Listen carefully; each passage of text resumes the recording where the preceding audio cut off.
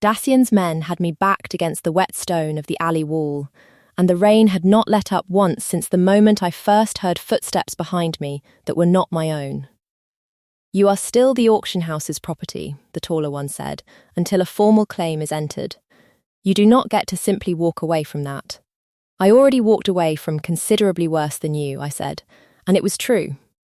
And it was also, I understood even as I said it, not going to be enough on its own to get me out of that alley. Somewhere beyond the wall, I heard a sound that did not belong to any ordinary night, low, furious, closing fast, and understood that whatever happened next, I was not facing it alone after all. Let me tell you how I ended up in that alley, because it started 6 days earlier, on a stage in the rain-soaked square of Hollow Cross, where not a single hand went up for me.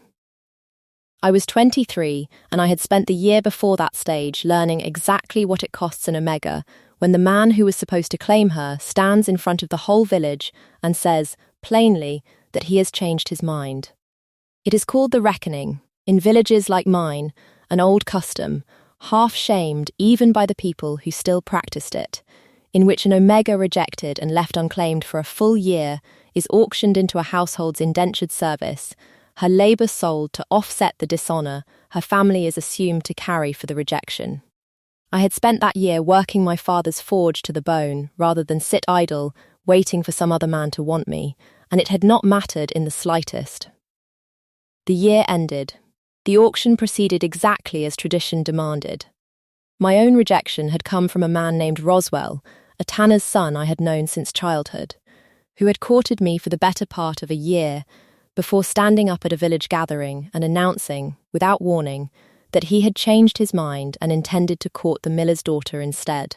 He had not been cruel about it. Exactly. He had simply been thoughtless, the way men are thoughtless when they have never once had to consider what a public rejection costs the person left standing in front of everyone who witnessed it. My father had not fought the custom on my behalf. He had simply grown quieter around me as the year wore on. As though my unclaimed status were a debt he too was somehow expected to pay down through silence. I stood on that stage in the rain, soaked through, my shoes already off because the stage boards were slick enough to break an ankle on, and waited for a hand to rise. None did.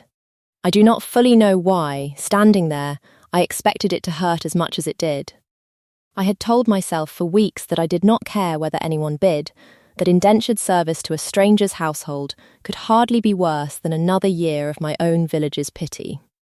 I discovered, standing on those wet boards in total silence, that I had been lying to myself rather thoroughly.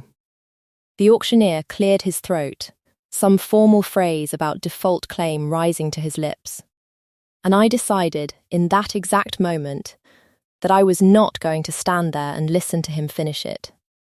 I picked up my shoes. I walked off that stage, down through the stunned, rain-soaked crowd, and did not look back once, not even when I heard, somewhere behind me, a voice raised in something that might have been protest and might have simply been surprise. I did not know, walking away, that the voice belonged to a king. The rain had not eased at all by then, and my bare feet on the cobblestones had gone numb enough that I barely felt the cold anymore. Only the particular hollow ache of a night that had taken considerably more from me than I had walked into that square expecting to lose. I did not slow down. I did not, at first, even notice the footsteps behind me over the sound of my own blood in my ears. I made it 3 streets before I heard footsteps behind me, unhurried but deliberate, matching my pace exactly, and turned, finally, soaked through, and considerably less composed than I wanted to be, to find a tall man in plain travelling clothes standing several paces back. Rain running freely down a face that looked, more than anything, stricken. "You should not be out here alone," he said. "Not in this weather, not after what just happened on that stage." "I am considerably safer out here alone," I said, than I was standing on that stage waiting to find out which household I would belong to by morning. "I would like to be left to my own company, if it is all the same to you." It is not, actually, all the same to me. Something in his voice cracked slightly, an honesty I did not expect from a stranger. I am King Thorn of Hollowcross. I was seated in that square tonight, fully intending to bid on you, and I did not manage it in time, and I have been trying to work out every step behind you since, how to explain that without it sounding like an excuse. I stopped walking. You intended to bid. My wolf recognized you the moment you were brought onto that stage, he said. I have not felt that particular certainty in over 3 years. I froze instead of raising my hand, and by the time I found my voice, you had already walked off the stage, and the auction had closed with no claim entered. I do not have a satisfying reason for the delay. I only have the truth of it, which is considerably less flattering. I did not know what to do with that confession, standing in the rain with my shoes still in my hand. So I said the only honest thing I had left in me. I do not know how to trust a man's sudden interest after a room full of them just watched me stand unclaimed and said nothing at all. I would not ask you to trust it tonight, he said.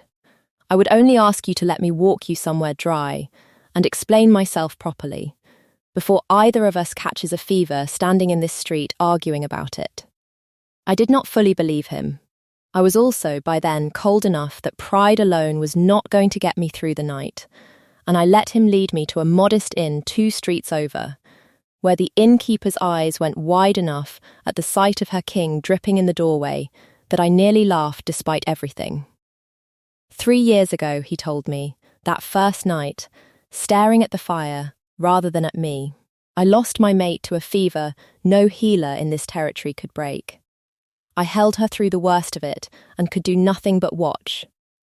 I have not let myself want anything the way my wolf wanted you tonight since the day I buried her, and when the moment finally came to act on it, some part of me that has spent 3 years terrified of loss simply refused to move. That is not a flattering explanation, I said, but it is at least an honest one. I have had considerably more practice at honesty than at courtship, he admitted, something almost rueful in his voice. I do not know how to properly pursue a woman I nearly lost through my own hesitation. I only know I do not intend to hesitate a second time. What was she like, I asked, because it seemed, somehow, the kinder question to ask than anything about myself. Your first mate. Something in his face softened, remembering rather than guarding for once. Steady, she ran this household with a patience I never had, and she was the only person alive who could make me laugh at my own self-seriousness without it landing as an insult. I have spent 3 years turning her into a wound I simply avoid touching. You are the first person who has asked me to remember her as a person instead. Then tell me more, I said. And he did, quietly, for a long while, the fire burning low between us, and I found myself, without quite deciding to, telling him in turn about the year of pity I had endured in my own village. The particular loneliness of being talked about, rather than talked to. I did not answer him plainly about what any of it meant for the 2 of us, still too raw from the stage and the silence that had led to it, but I found, over the following days, that I did not want to leave Hollowcross nearly as urgently as I had wanted to walk away from that auction. Asmund, Thorn's second, explained to me, gently but plainly, exactly how precarious my situation actually was. The auction house retains legal claim over you until a formal petition is entered and approved by the local magistrate, he said. The king's intent to bid, expressed after the gavel, does not automatically override that claim. We will need to petition properly, which takes time, and I would ask you to be careful in the meantime. The man who runs that auction house, Lord Dacian, is not known for accepting lost income gracefully. I did not fully understand the weight of that warning until Dacian himself sought me out, 4 days later, in the inn's modest common room. He arrived unannounced, dressed with the particular understated wealth of a man who wanted his money noticed without appearing to want it noticed, and the innkeeper's easy manner toward her other guests vanished entirely the moment his name was given at the door. He was smooth in the particular way that makes a threat land harder than open hostility would, expressing polite concern for my welfare. My uncertain legal status, the considerable inconvenience and unresolved claim caused his household's accounts. It would be simplest, he said, if you return to the auction house voluntarily while the king's petition proceeds through proper channels. I can offer considerably more comfortable accommodations than an inn can provide. I have seen how your household treats women it claims comfortable accommodations for, I said, though I had, in truth, only heard rumours, dark ones, about the auction house's back rooms and the women who passed through them and were rarely spoken of again. I will wait here, thank you. Something in his smile went very still. Consider it, regardless, he said, and left without waiting for an answer. I sat with that visit a long while after he left, turning it over the way I might have turned over a coin of foreign make, uncertain what it was actually worth. Something about his careful concern for my welfare had not sat easily beside the rumours I had heard, and I found myself, that evening, considerably more unsettled than the conversation's polite surface should have left me. I found Thorn that same evening and told him plainly what had been suggested to me. He has approached you already, Thorn said, his jaw tightening in a way I had not yet seen from him. I suspected he might, once word of the delayed petition spread. I did not expect it this soon. Should I return, I asked, while the petition proceeds? It would resolve the standoff cleanly enough. He was quiet a long moment, and when he answered, his voice had lost the careful formality he usually wore in front of anyone but me. I do not want you anywhere near that man's household, he said. I have spent 4 days telling myself that wanting you safe is simply guilt over my own hesitation at the auction. I do not believe that any longer. I would like you to stay, because I have not stopped thinking, since the moment you walked off that stage with your shoes still in your hand, that I have never once seen anyone choose their own dignity over comfort that plainly, and I find I am considerably more interested in that woman than in a petition's proper channels. I did not have an answer ready for that, so I said nothing, and let the quiet hold it the way quiet had held most true things between us since the night he first followed me into the rain. If you want to find out whether Sable ever managed to walk fully away from that auction house's claim on her, and what Thorn's wolf did the night it finally mattered most. Stay with me through to the end of this. Follow along so you do not lose the thread of what happens when a king who froze once decides he is done freezing. I began, in the days that followed, quietly asking my own questions about Dacian's auction house, mostly because something about the smoothness of his visit had not settled easily in my mind. It was Asmund, following threads through the local magistrate's records at my urging, who found the detail that finally mattered.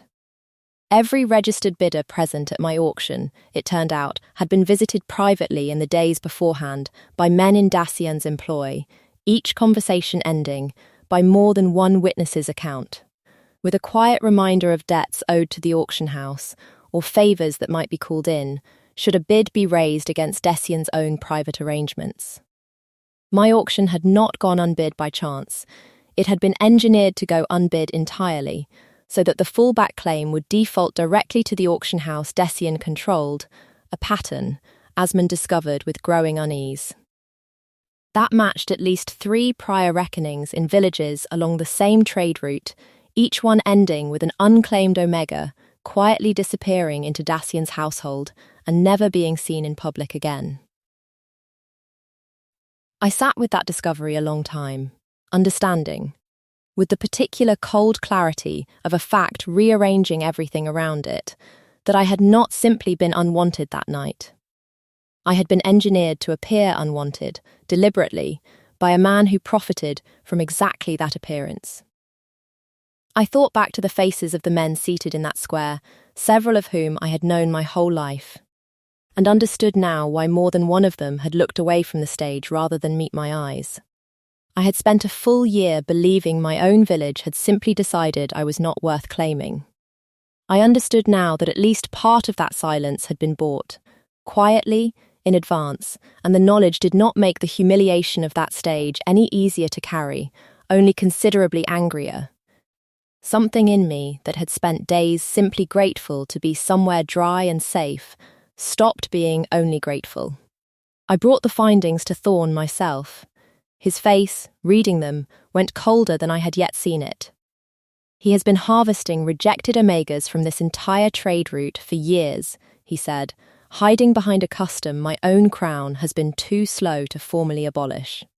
And I very nearly handed him another one through my own hesitation. Then let us make certain he does not finish what he started, I said, and felt, saying it, something steadier settling into place where the fear had been. Dathian moved first, formally, once he realised the magistrate's records were being examined too closely for comfort. He filed the auction house's claim over me directly with the Crown's own court, citing the unresolved petition and demanding immediate transfer of custody while the matter was properly adjudicated, a legal manoeuvre, Asmund explained grimly, that would very likely succeed on paper long enough to get me back behind his household's walls before anyone could stop it. Thorn contested it publicly, before the same court, refusing the transfer and demanding the magistrate's records be opened to full review before any custody changed hands. The court session itself was tense enough that I chose not to attend, pacing instead in the inn's small common room while Asmund sent word of each development as it happened. It bought us time. It did not, apparently, buy us safety. Dasean's men found me 3 nights later, in the alley behind the inn, where I had gone alone to fetch water rather than wait on the innkeeper's overworked staff. I had grown, in those days, more confident in the Crown's protection than the situation actually warranted, certain that a man with a claim already contested publicly in court would not risk anything so brazen, while the matter remained unresolved. I understood, the moment a hand closed hard around my arm from behind, exactly how wrong that confidence had been. That is the scene I told you about at the very beginning of this, the wet stone at my back, the taller man's grip, the sound beyond the wall that did not belong to any ordinary knight.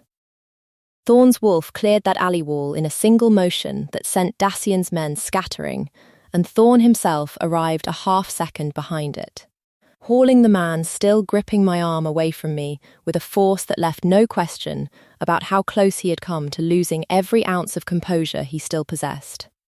"You sent men to seize her from an inn's own alley," Thorn said, his voice gone very quiet and very dangerous, "while your claim sits unresolved in my own court. I would very much like every witness gathering here to remember exactly what that tells them about a man who profits from women no one raises a hand for."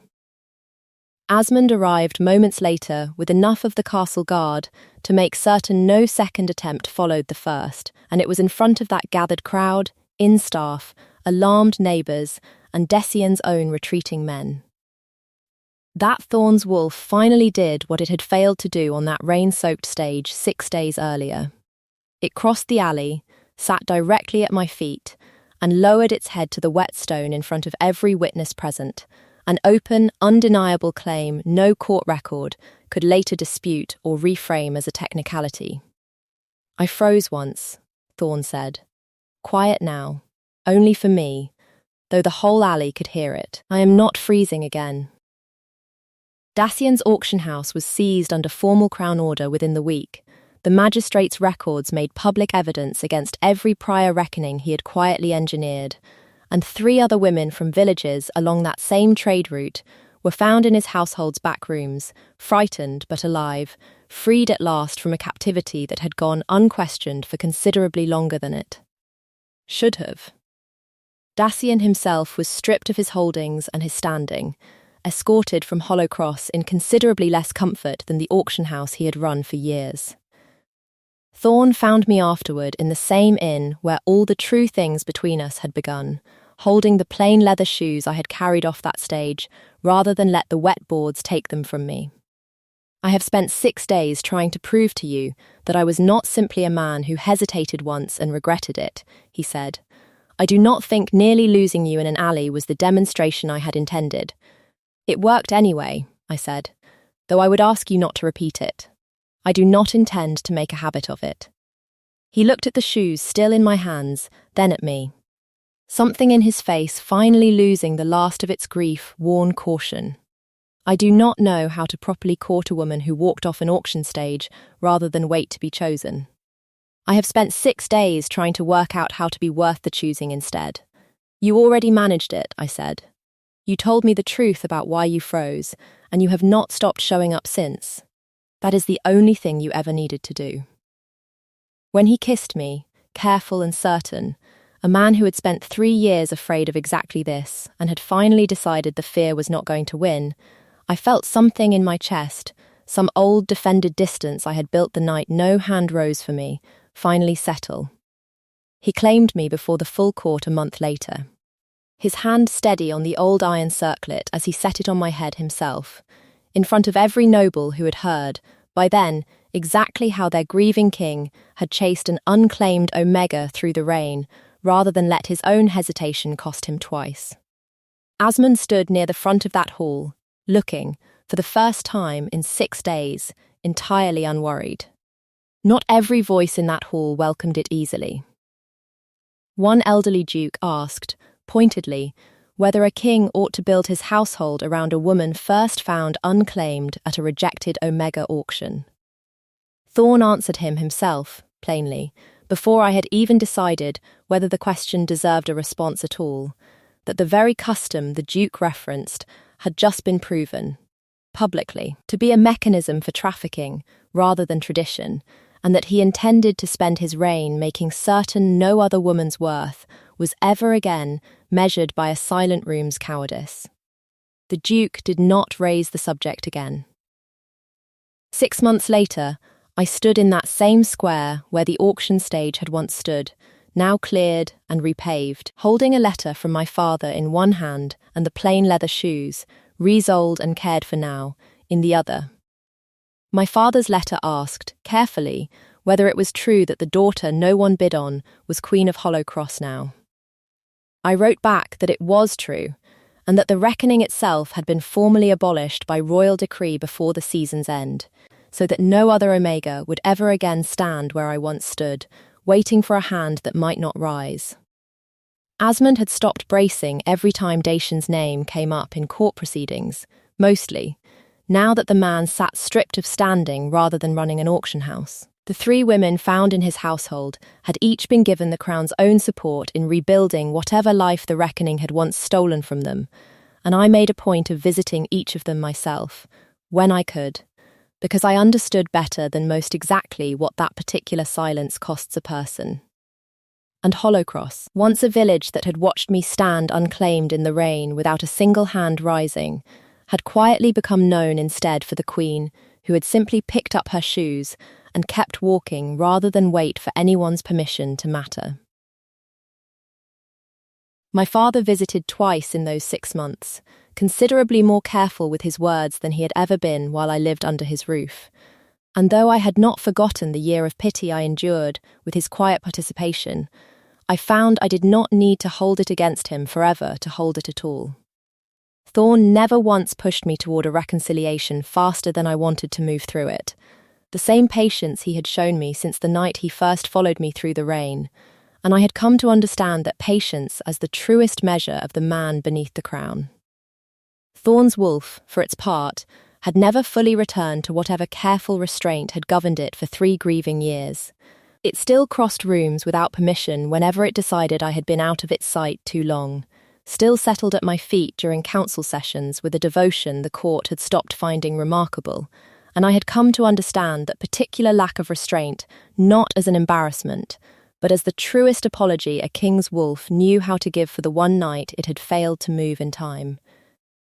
I had taken, in those 6 months, to keeping the square's repaved stones free of any marker or memorial, at my own insistence, so that the place would simply become an ordinary part of the village again, rather than a monument to what had once happened there.